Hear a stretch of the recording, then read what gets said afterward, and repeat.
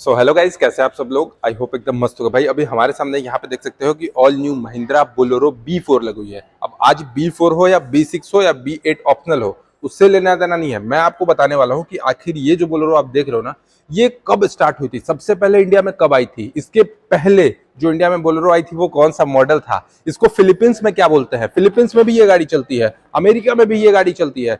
तो जब दूसरे देशों में चलती है तो क्या क्या चेंजेस है उसमें, क्या कुछ मेरिट है इसमें, क्या कुछ डिमेरिट है इसमें, और अभी हमारे ऑडियंस का क्या डिमांड है कि वो 2024 में बोलेरो को अपडेट करके सबसे पहला जो डिमांड है वो तो 9 सीटर। भाई ऑलमोस्ट लोग कमेंट यही करते हैं कि अब इस बोलेरो को 7 सीटर हटाकर 9 सीटर में लॉन्च करना चाहिए था। तो सारी चीजें बात करेंगे। सबसे पहले महिंद्रा बोलेरो कौन सा आया, पहले मार्शल आया या फिर एक आर्मोडा करके है, आर्मोडा जो कि 1977-78 में ये लॉन्च हुआ था। तो क्या कुछ सीरीज है, कौन लॉन्च किया, सबसे पहले इंडिया में कहां लॉन्च हुआ, सारी चीजें वन बाय वन करके आज के इस वीडियो में बताएंगे। वीडियो काफी ज्यादा इंटरेस्टिंग होने वाला है, आपको कुछ सीखने के लिए मिलेगा। बोलेरो लेने वाले हो तो ये वीडियो जरूर देखना कि आखिर इसका हिस्ट्री क्या है, इसका बैकग्राउंड क्या है, इसको कौन डिजाइन किया इतना अच्छा, सारी चीजें आज की इस वीडियो में बात करेंगे। तो चलिए लेट्स स्टार्ट द वीडियो। तो चलिए आज बात करेंगे सबसे पहले महिंद्रा बोलेरो सेगमेंट में कौन सा गाड़ी आया। तो सबसे पहला जो गाड़ी है वो महिंद्रा आर्मोडा आया था। उसके बाद कंपनी ने धीरे धीरे थोड़ा सा अपडेट किया और उसके बाद बोलेरो में मार्शल लॉन्च किया। मार्शल लॉन्च करने के बाद ये जो बोलेरो आप देख रहे हो ना, ये जो डिजाइन देख रहे हो, यानी पूरा का पूरा कह सकते हैं रोबस्ट लुक प्रोवाइड करता है।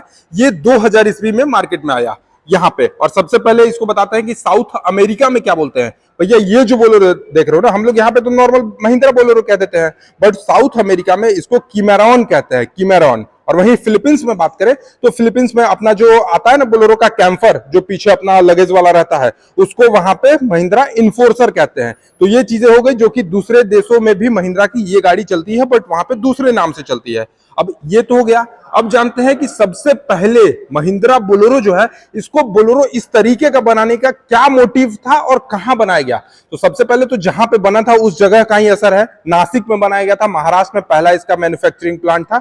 और दूसरा जो था वो आपको हरिद्वार में, उत्तराखंड के हरिद्वार में बनाया गया। अब आपको पता होगा कि हरिद्वार में हिली एरियाज बहुत ज्यादा है, तो उस तरीके के रास्ते में इसको चलने के लिए ये महिंद्रा बोलेरो को डिजाइन किया गया, ताकि इसका जो ग्राउंड क्लियरेंस, सबसे पहले ग्राउंड क्लियरेंस की बात करें तो यहां पे आप देखोगे 180 mm के आसपास इसका ग्राउंड क्लियरेंस है। अब जब 180 mm का इसका ग्राउंड क्लियरेंस है तो पहाड़ में भी चलेगा। और दूसरा चीज पावर स्टीयरिंग, पहले तो पावर स्टीयरिंग नहीं आता था, बट अभी जो पावर स्टीयरिंग आ रहा है ना, इससे आप हिली एरियाज में चलोगे, नॉर्थन ईस्ट में चलोगे, पहाड़ी एरिया में चलोगे, तो कहीं भी आपको मुड़ाने में दिक्कत नहीं होगा। टर्निंग रेडियस भी बहुत ज्यादा अच्छा है और इसका जो स्टीयरिंग है वो भी बिल्कुल पावर स्टीयरिंग के तरीके से आपको देखने को मिलता है। अब ये तो हो गया। अब आइए जानते हैं कि आखिर ये बोलेरो को डिजाइन कौन किया था। भैया ऐसी कोई गाड़ी नहीं है जो कि पिछले 25 सालों से मार्केट में ब्लास्ट करके रखी है। अभी तक इसका रेटिंग या फिर अगर बात करें इसका, अगर आप बेचते हो रीसेल वैल्यू, इसमें भी कोई कॉम्प्रोमाइज नहीं किया गया। आखिर भाई डिजाइन करने वाले कौन थे? नरेंद्र मोदी जी तो नहीं थे, नहीं बिल्कुल नहीं। इसको डिजाइन करने वाले श्याम कुमार जी थे, दिलीप बोगावत थे और संजय श्रीवास्तव थे, जो कि महिंद्रा के ऑफिशियल आदमी थे। वो इस गाड़ी को डिजाइन किए हैं। तो सोचो उनका जो डिजाइनिंग करने का तरीका था, और वो इस तरीके का गाड़ी डिजाइन कर दिए कि अभी भी बहुत सारी कंपनियां हैं तो इसको बनाने में परेशान है। आप देखोगे फोर्स में गुरखा, भाई थार के कॉम्पिटिटर में गाड़ी बनाती है, लेकिन थार से ज्यादा लोग उसको नहीं जानते हैं। गाड़ी बेशक बहुत अच्छा है, बट लोग जो कहते हैं ना हाईलाइट हो गया, तो वो महिंद्रा की बात ही अलग है। तो इस तरीके का गाड़ी वहां पे महिंद्रा के लोगों ने डिजाइन किया, जो कि मार्केट में पिछले 25 सालों से अपना दबदबा बना कर आ रही है। और इसके बाद महिंद्रा बोलेरो लाने के बाद फिर उन्होंने क्या किया, स्कॉर्पियो को लॉन्च किया, धीरे धीरे एक्सयूवी को लॉन्च किया। उसके बाद इनका थोड़ा सा ये जो ऊपर वाला लेवल होता है ना, डाउन टू अर्थ, वही डाउन टू अर्थ शुरू हुआ। जैसे डाउन टू अर्थ में उन्होंने मार्शल बनाया, मार्शल को अपडेट करने के बाद बोलेरो लाया, बोलेरो को अपडेट लाने के बाद उन्होंने स्कॉर्पियो बनाया, स्कॉर्पियो को अपडेट लाने के बाद उन्होंने एक्सयूवी सीरीज पे चले गए।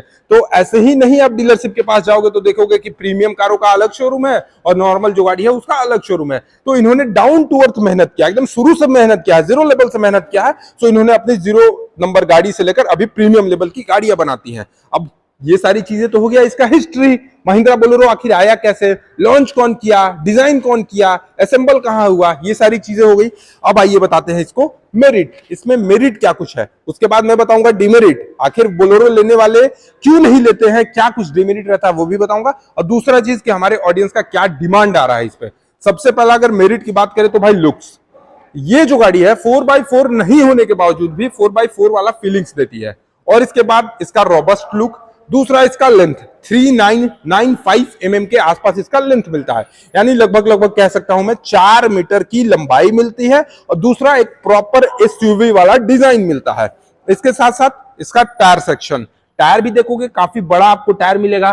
फ्रंट का लुक देखोगे तो और भी ज्यादा अट्रैक्टिव मिलेगा, बट यहाँ पे आपको हेलोजन लाइट मिलता है, वो भी रिफ्लेक्टर में। ये जो फॉग लाइट देख रहे हो ये डीलरशिप की तरफ से आपका एज एन एसेसरीज में लगाया गया है। और दूसरा चीज इसका प्राइस, भैया 10 लाख रुपए के अंदर में आपको इतनी बड़ी गाड़ी कौन देता है? 10 लाख रुपए के अंदर में आपको इतनी बड़ी गाड़ी कोई नहीं देगा। आप अगर टाटा नेक्सॉन भी लोगे ना तो वो भी आपको फीचर्स वाइज तो बहुत अच्छा है, बट वो भी आपको 12 लाख 60 हजार रुपए से शुरू होता है। तो ये सारी चीजें हैं, और वो भी यहाँ पे आपको 10 साढ़े 10 लाख रुपए में टॉप मॉडल मिलता है। आप जितने भी हैचबैक में जाओगे या फिर प्रीमियम एक्सयूवी में जाओगे तो वहां पे 12 लाख 14 लाख से उसका बेस मॉडल का प्राइस शुरू होता है। हो गया। दूसरा चीज इजी मेंटेनेंस। अगर आपके पास एक बाइक है, आप बाइक को मेंटेन कर ले रहे हो तो आप ऑफ कोर्स ये बोलेरो को भी मेंटेन कर लोगे। अब मेंटेन कैसे करोगे? इसका सर्विस सुनोगे। पहला सर्विस गाड़ी लेने के बाद आपको 3000 किलोमीटर पे कराना है। उसके बाद 7000 किलोमीटर आप बिल्कुल टेंशन फ्री होकर गाड़ी चलाइए, आराम से पैसा कमाइए। और जब आपका 10,000 किलोमीटर कंप्लीट होगा तो सेकंड सर्विस कराना है। और 10,000 के बाद तो और ज्यादा रिलैक्स है भाई, पूरा 10,000 चलाओ नेक्स्ट, यानी 20,000 के बाद इसका सर्विस होगा। तो ये सारी चीजें हैं जो कि इसको मेंटेनेंस में बहुत ज्यादा इजी बनाता है। इंजन सेक्शन की बात करें तो यहाँ पे आपको पता ही है 1.5 लीटर का डीजल इंजन मिलता है 3 सिलेंडर में, जो कि 75 bhp की पावर और 210 Nm की मैक्सिमम टॉर्क बनाती है। अब जब 210 mm की मैक्सिमम टॉर्क बनाती है, बहुत लोग कहते हैं कि इस सेगमेंट में 210 mm कम है। भैया एज मोर सफिशियंट है। अगर नॉर्दर्न एरिया में बात करें, हिली एरिया में बात करें तो मच सफिशियंट है, मच बेटर देन दिस। इससे ज्यादा बेटर और कोई हो ही नहीं सकता है। इसके बाद बात करते हैं बूट स्पेस की। तो बूट स्पेस अभी मैं आपको यहां पे दिखा देता हूं इस गाड़ी का। भाई अपने सेगमेंट पे सबसे ज्यादा बूट स्पेस प्रोवाइड करती है। आपको पता है कितना? 690 लीटर के आसपास आपको इसका बूट स्पेस मिलता है। यहां पे मैं आपको एक बार दिखा देता हूं, ये देखो इसका जो बूट स्पेस है ये आपको 690 लीटर के आसपास इसका बूट स्पेस मिलता है। और दूसरा चीज, यहाँ पे एक एक आदमी बैठ भी सकते हैं। तो ये जो गाड़ी है कहीं ना कहीं 7 सीटर गाड़ी है, क्योंकि 2 लोग आपको यहां बैठेंगे, 3 लोग यहां बैठेंगे, 5 लोग, एक को ड्राइवर और एक ड्राइवर, 6-7 लोग, 7 लोग बैठेंगे। तो ये 7 सीटर में आती है। बट हमारे ऑडियंस का क्या डिमांड है कि इसको एटलीस्ट 9 सीटर में लाना चाहिए था। और दूसरा जो मेजर डिमांड है ना, इसका पेंट क्वालिटी। अब पेंट क्वालिटी क्यों है, आखिर क्या प्रॉब्लम आ रही है जो पेंट क्वालिटी पे लोगों का डिमांड बढ़ रहा है, वो मैं अभी आपको आगे बताऊंगा, वेट करो थोड़ा सा। दूसरा चीज इसका, चलो मैं आगे से आपको स्टीयरिंग सेक्शन दिखाता हूं। अब इसमें आता है पावर स्टीयरिंग। अब पावर स्टीयरिंग से क्या हुआ कि आप एकदम इजिली, इसमें आपको कहीं भी मेहनत करने का जरूरत नहीं है, एकदम इजिली आप इस गाड़ी को चला सकते हो। पावर स्टीयरिंग होने का ये फायदा होता है। तो ये सारी चीजें हैं, अभी मैं आपको यहाँ पे दिखा देता हूं। तो ये देखो इसका पावर स्टीयरिंग जो है ना वो पूरा का पूरा मस्त है, बहुत ज्यादा कंफर्ट है। दूसरा चीज, इसमें braking system, ABS braking system मिलता है, anti lock braking system. Anti lock braking system safety के तरीके से बात करें तो बहुत ज्यादा अच्छा है। इसके साथ सेफ्टी में 2 एयर बैग्स के साथ आता है। प्रीमियम आपको इसका डैशबोर्ड सेक्शन मिलेगा। और इसके बाद एक और चीज मैं आपको यहां पे दिखाता हूं जो कि बड़ी बड़ी गाड़ियों में नहीं मिलती है, वो यहां मिलता है। ये देखोगे इसका tyre pressure monitor, front left tyre low pressure. देखो फ्रंट का जो लेफ्ट का टायर है ना उसमें लो प्रेशर है।